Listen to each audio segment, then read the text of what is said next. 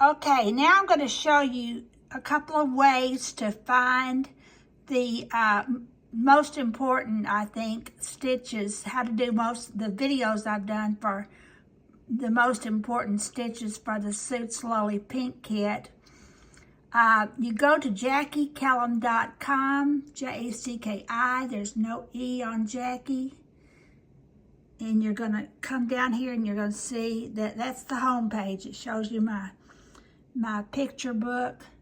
Then I want you to come over here and click on the blog, and you're going to see lots of different blogs posts, and I write about a lot of different things, but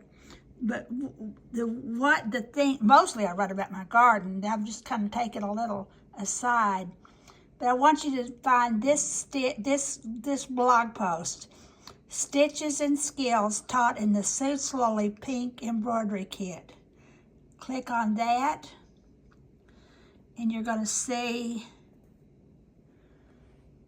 all the most important most important stitches and skills that you're going to need so far. How to use an embroidery hoop, how to sew a straight stitch, how to sew a running stitch, how to read the instructions, how to separate the strands of embroidery thread, how to sew a French knot, and I haven't added yet how to sew a lazy daisy.